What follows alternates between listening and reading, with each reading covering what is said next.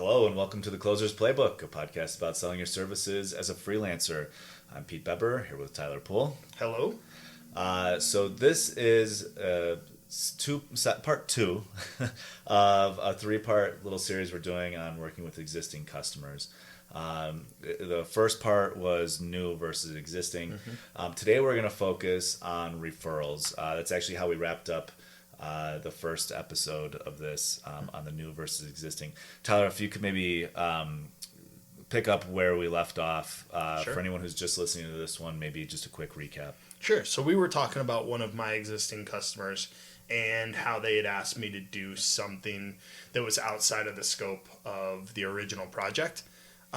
So this was a good segment to referrals, and we cut off the last episode at that point. But Pete was about to jump in with why that was a perfect spot for referrals. Pete, why don't you continue that train of thought? So when we look at what our core competencies are, especially as a freelancer, right, and especially if you're new and you don't have like this big pipeline of business that's coming in, of prospects that you can close, it can be easy to just accept, somebody's asking for a service that they can pay me for, I can figure it out. Well, if they're coming to you for these things, you've built some trust with them already, right? The fact that you're continuing to work with them, and they continue to bring more stuff to you, it's a really good thing. They trust you. To me, part of that trust, to keeping that trust, is knowing where your limitations are and saying no to certain business. Now, you might have a skill set in those areas. Then, by all means, go through and say, here's my rate for those types of services. Here's what we're talking about. But this is where you could start to build a nice little referral network for yourself. So being that you're an SEO expert, we were specifically talking at the end of the last episode about website maintenance, I think it was. So if you come across somebody, you might even ask, hey, who do you work with for this? Do you like them? Have you worked with anybody who you especially like? Because I want to make sure, I've got customers that ask me for those, but it's kind of outside of my scope. So I'm looking for somebody I can refer business to when they have these types of needs. So you can ask your customers. I think that that's something I would appreciate hearing from somebody who's doing work for me, is like, I know where my limitations are, and I'm not going to like test with you these new skill sets that I don't have yet today. Sure. So that can be a great way. It's also a good way to plant the seed that if other people are asking them for services that you offer, right, that you could be in mind. This is something that, you can almost create a little team. And so, like for myself, I'm an SEO and I get asked about web design all the time. If I have a referral, a person who does web design, then I can refer them back or refer customers to them. And that web design person doesn't know everything about SEO. They can refer to me. You do that with 4 or 5 different sub niches in, the broader, let's say, or online business is the main category, and there's all these sub niches in that category. If you have 5 or 6 different people who specialize in different pieces, it can be a great added spot for your business. Yeah, and another big benefit of that type of, so there's different ways that these referral sort of network, we'll call them a referral network. That sounds a little bit more formal. Sure. But when you run across people who do really good work, hang on to them, right? Work with them, talk with them. You might have a customer who's saying, or a prospect who's saying, like, I need SEO services, but I also need website maintenance. Well, maybe you can work together and you can build a proposal, because you build it together. Right. But they can do that work. You can do this work. You could even take a fee, upcharge for their services, so that you can take a little bit as well for bringing the opportunity in. Yep. And that doesn't even necessarily cost that individual anything, right, who you're including. So you can bring each other in onto deals that have a larger scope than what you could do alone. 100%. The other thing too is you could just run with, like, hey, as I get a referral, I have this with folks in my field where they go, hey, who on your team could do X? And I'll be like, oh, that's going to be Bill. Let me introduce you. And then Bill and Jeff, they start talking together and they figure it out. So it could just be sort of passing a lead along, or it could be working together. And it cuts out, like we talked about last episode, one of the biggest problems with getting new clients is overcoming that trust barrier. Right. Well, if you trust me and I refer you to Pete, let's say, you're automatically going to trust him a little bit more or a lot more than you would some average Joe who is selling their service because they came through somebody you already trust. So referrals in that sense are a phenomenal way to get new business. Yeah. So that's one way we can think about referrals. The other is the customers you're working with, they have friends, they have family, that they have colleagues or peers in their industry. If you're doing it, when you're doing your check-ins, we're going to talk, the next episode is going to be business reviews. This is a great place to say, who do you know who might also need these types of services, who might also benefit? You want to make sure that they're really happy with your work before you're asking for, for a referral, right? But, one of the best times to ask for a referral is going to be in these business reviews. We're going to talk about what you can include in a business review, and to how to make it effective and to how to increase your chances to getting a referral in the next episode, but also to keep more business going. 100%.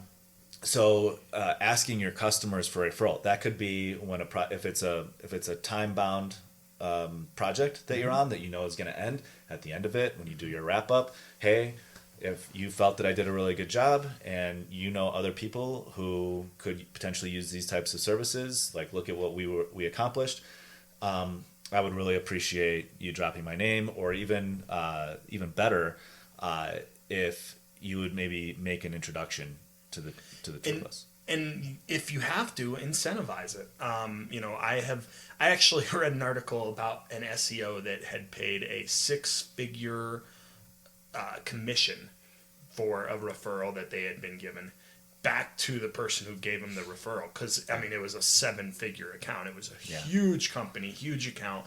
But imagine getting a 6-figure referral for...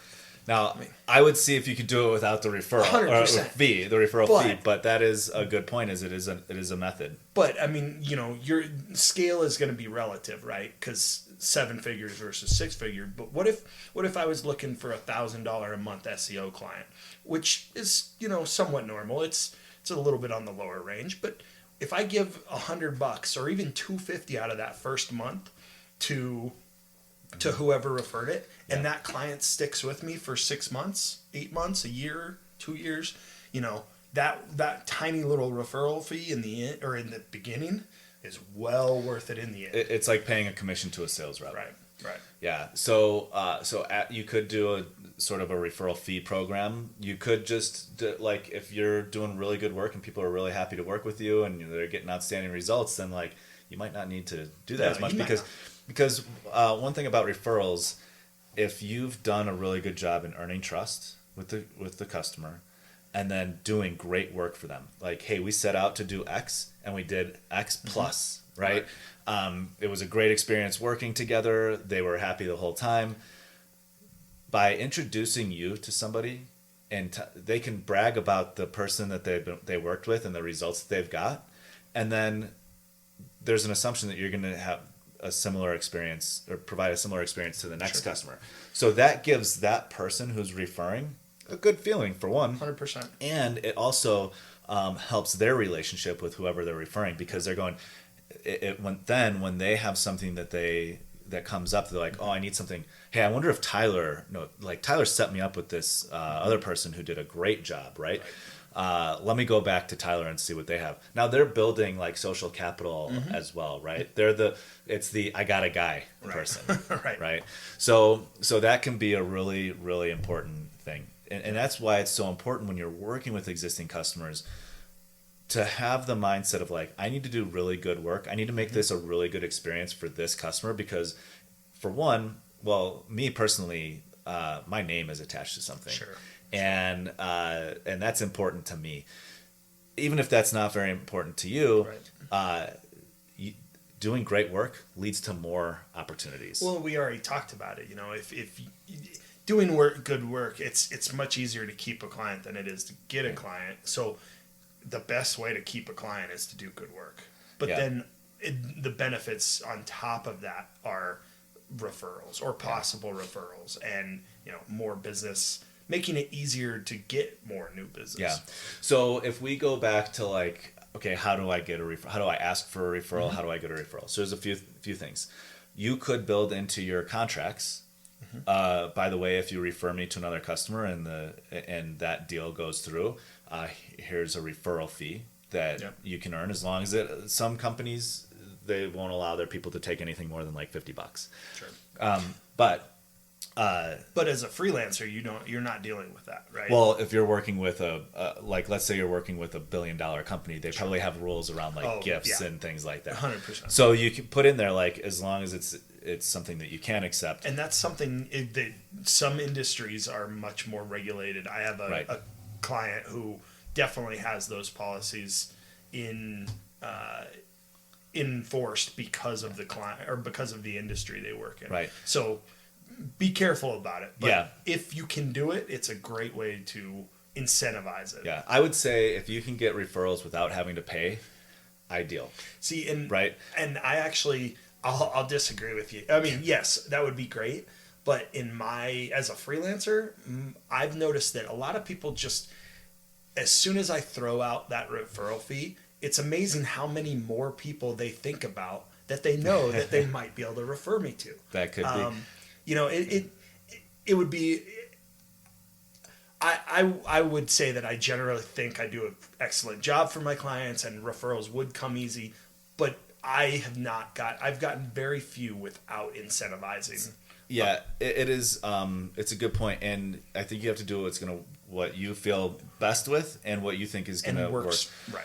One of the things too, looking at that fee is, all right, in the last episode you talked about how many hours it might take for you to spend in a week prospecting. Well, if I could pay somebody a little bit to do all that work for me, and I can get more in return, then it can absolutely be worth the fee. 100%. Because if let's say my hourly rate's $100 an hour, and it's going to take me 5 to 10 hours to drum up whatever 5 new leads, and instead I can pay $250 as a referral fee to an existing client. I didn't put any. I put in less money, and I put in. I mean, if you equate your hourly rate to it's opportunity to the money, cost, right. The opportunity that you're paying for the opportunity to do work that brings in more money, and if you pay a one-time fee. And you have recurring business, then that pays itself back over time. And so for me, like, I do referral fees all the time, and it's a part of my lead generation.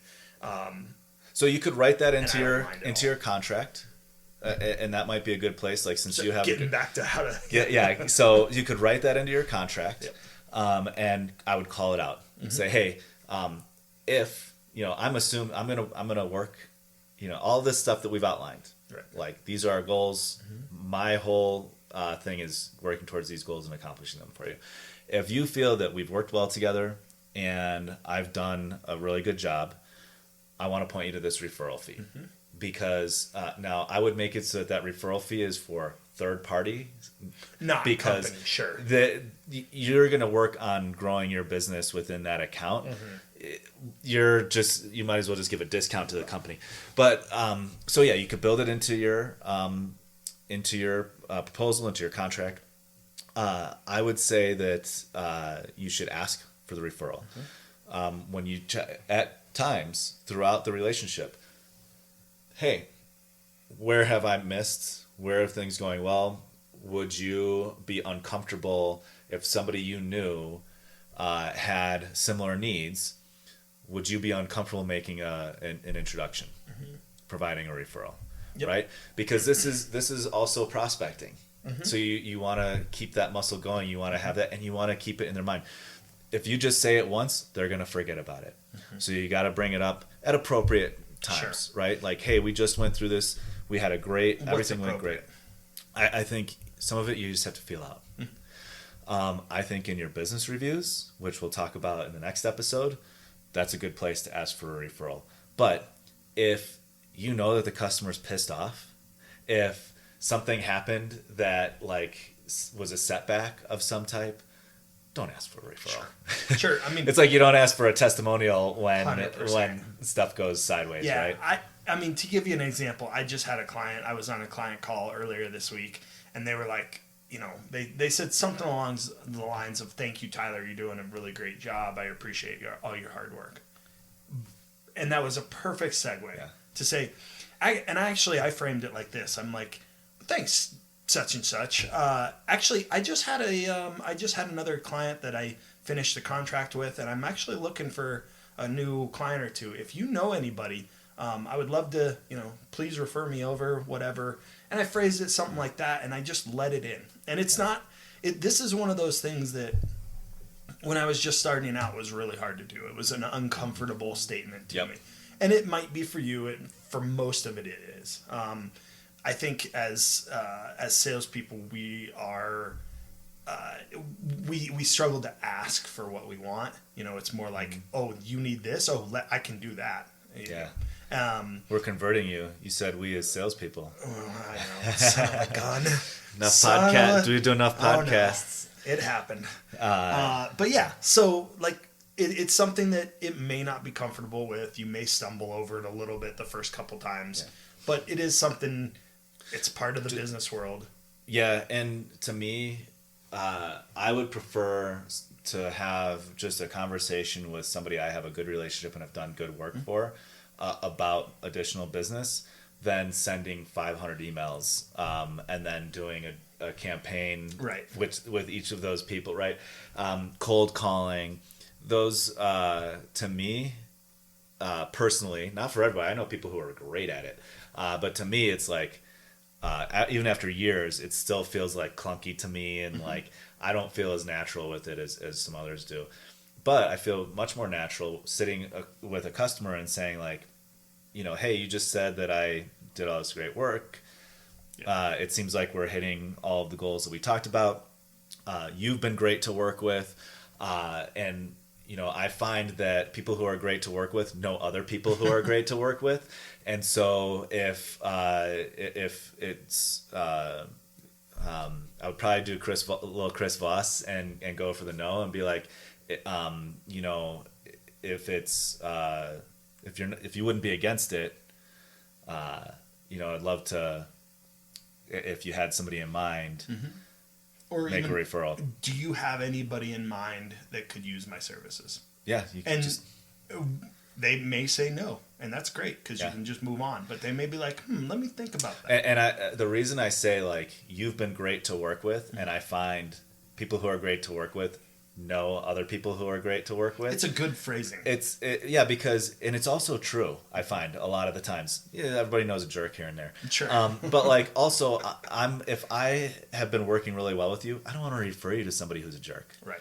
I'd rather bring two people together who I think are going to work well together. Yeah.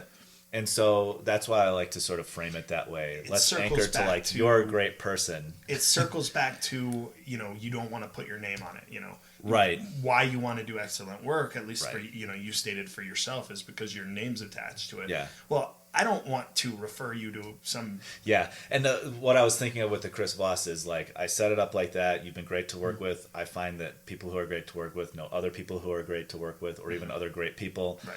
Would you be against, if you know somebody who might benefit from the type of, you know, work that we've been doing together, would you be against making a referral? That's the no-oriented question. Yep. It's easy. You've set them up pretty well. You want to work with people like them, right? Sure. So I think that's a great way to get a referral. The other thing too is you can even craft an email for them to send along, right? Thinking of, hey, I just worked with Tyler on this project that I think might be something that you could benefit from. Tyler was professional, set great expectations, and did things on time, right? Right. So I think you might benefit from having a conversation with him. Not even like you should work with him. Have the conversation. Like he'll tell you if he can't help you, right? So you just want to you don't go overboard complimenting yourself, right? But like, Sure. hey, here's what you can expect. It's probably worth it. Tall and good looking don't need to be in that email. So, yeah. Well, let's like set yourself up, and then it takes effort away from them. Mm-hmm. When you write the email and it's not like they don't have to think about it. They don't. We actually there are some SEOs that use this technique for testimonials, and Yeah. they're like, hey, I would love to get your testimonial, or I've got a new product coming out, or if I write a blurb, will you approve it and let me post it on my website? yeah, you have editing rights to it. And Dirty little SEO.